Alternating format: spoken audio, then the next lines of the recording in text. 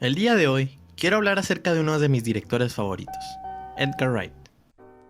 Con 45 años y más de 7 producciones en su haber, Wright es sin lugar a dudas uno de los cineastas más prometedores del siglo. Siendo fácilmente reconocible por su forma de utilizar recursos cinematográficos tanto visuales como auditivos, Wright destaca muy fácilmente de entre los demás cineastas que trabajan actualmente en la industria cinematográfica, la cual, con el pasar de los años, se está enfocando cada vez más en generar dinero que en crear películas de calidad. Ahora, estoy consciente de que mucha gente en internet lo idolatra como si fuera el mismísimo Mesías, y sé además que no soy el primero que dedica un video entero a hablar de su trabajo. Sin embargo, hay una razón por la que se ha ganado este círculo de admiradores.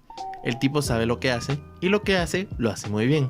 Algo que muchos de los que ven sus películas tienden a pasar por alto, y que todavía no se ha mencionado en ninguno de los videoensayos referentes a él, son los múltiples detalles escondidos que Wright acostumbra a dejar esparcidos a lo largo de sus largometrajes. Detalles que, luego de una segunda, tercera o incluso cuarta visita, saltan a la luz, arrojándonos pequeñas piezas de información extra que, sorprendentemente, acaban enriqueciendo mucho más la historia. Ya sea la coloración de una toma, los diálogos entre un par de personajes, o la sincronización imagen-sonido en una escena, existen directores que tienden a colmar sus películas con este tipo de pistas, como Christopher Nolan o incluso Quentin Tarantino. Edgar Wright no es la excepción. Por más diminutos e insignificantes que parezcan algunos detalles, él es capaz de jugar con ellos de formas muy creativas, creando así una pintura mucho más grande de lo que se deja ver a simple vista. Uno de los ejemplos más evidentes ocurre en The World's End, la última película de la trilogía Cornetto y, paradójicamente, la primera que voy a analizar. Más allá del obvio spoiler que nos arrojan en la cara en los primeros 10 minutos sin que nos demos cuenta, con un poco de observación uno puede notar que los apellidos de los personajes principales son en realidad una metáfora a cómo funcionan las jerarquías entre los 5 mosqueteros. Gary King es quizás el más fácil de entender. Dicho con sus propias palabras, él es el rey del grupo. El siguiente en la lista es Oliver Chamberlain, el hermano de Sam, cuyo apellido se traduciría a algo así como chambelán, una figura de la Edad Media quien acostumbraba a acompañar el interés romántico del rey, o en este caso, el interés romántico de King. Pasamos luego a Peter Page, cuyo rol en la vida de King es muy similar a la de un paje, un chico joven de familia rica cuyo fin era serle servicial a la realeza. Después nos topamos con Steven Prince, un buen amigo de Gary, aunque con un complejo de inferioridad. Él es, efectivamente, parte de la realeza, solo que ocupa un puesto mucho más abajo que Gary. Steven, en pocas palabras, no es más que un príncipe. Obviamente, no podía faltar Andy Knightley, la mano derecha de Gary, su camarada, su mejor amigo. Se podría decir que incluso era como su caballero. Y obviamente no podemos olvidarnos del maestro Shepard, quien, como dice su apellido, fue el pastor que siempre intentó guiar a las ovejas descarriadas por el buen camino. Por otro lado, si nos fijamos en los nombres de los pubs en la Milla Dorada, es fácil darnos cuenta de que son un foreshadowing enorme. The Old Familiar es el pub en el que Sam, una vieja conocida de King, aparece por primera vez. El siguiente pub, The Famous Cock, vetó a King debido a su mala fama. Cock, por si no lo sabían, es una forma de referirse a otra persona en jerga inglesa, por lo que The Famous Cock vendría a ser el chico famoso. The Cross Hands es donde vemos por primera vez a los blancos, los cuales usan sus manos para atacar.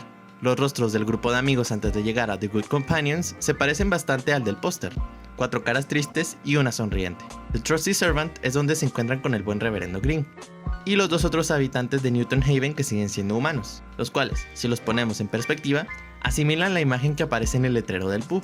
Luego, en The Two-Headed Dog, King se enfrenta contra las gemelas, quienes se comportan en ese momento como una auténtica perra con 2 cabezas. Más adelante, en The Mermaid, King, Page y Knightley son atraídos por el coloquialmente llamado sándwich de mermelada, como si de un trío de sirenas se tratara. Es dentro de The Beehive cuando nos es revelada la naturaleza final de los aliens, los cuales funcionan como una colmena inteligente. King termina recorriendo la Milla Dorada por su cuenta a partir de The King's Head. The Hole in the Wall sufre un agujero en la pared después de que Steven lo atraviese con su auto. Y no hace falta que mencione lo que sucede una vez llegan a The World's End.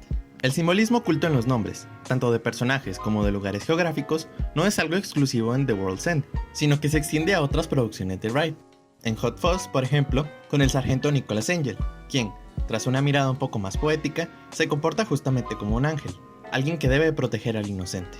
George Merchant es un mercader famoso. Tim Messenger es quien le proporcionaba las noticias a Stanford, o el reverendo Shooter, cuyo apellido no podría ser más obvio. Oh, fuck off, grasshopper. Incluso Baby Driver forma parte de esta tendencia, particularmente con el protagonista, cuyo nombre es Miles y que trabaja recorriendo millas para transportar a grupos de ladrones. Hablando de Baby Driver, aquí las cosas toman un giro algo inesperado, pues ahora son las vestimentas de cada individuo las que están coordinadas para encajar con sus personalidades. Está Baby, el chico que no quiere involucrarse en crímenes pero que se ve obligado a hacerlo, que viste prendas monocromáticas para dar a entender su neutralidad moral. Prendas que se hacen progresivamente más oscuras a medida que se ve más y más envuelto en líos. A Darling la podemos observar vistiendo prendas con tonos púrpuras, muy asociados con el poder y el lujo, mientras que Buddy viste ropas azules, símbolo de sabiduría y de lealtad.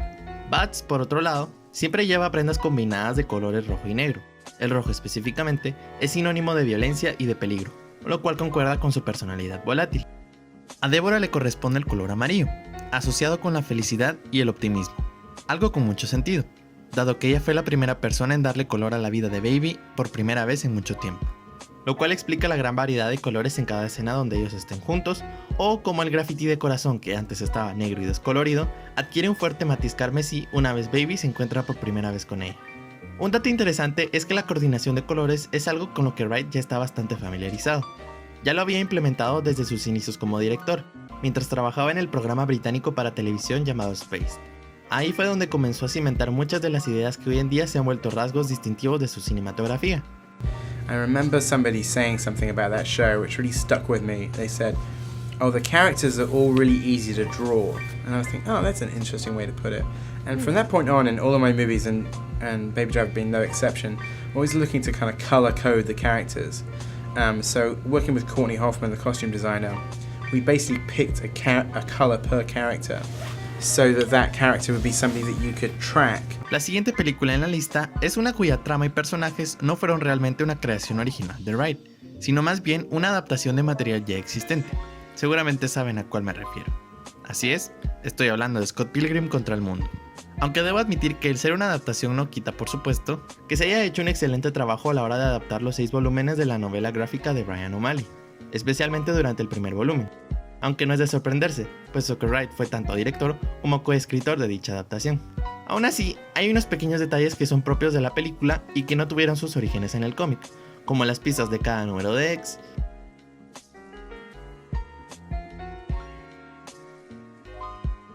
o la secuencia de los créditos iniciales donde vemos referencias a cada uno de los personajes más relevantes.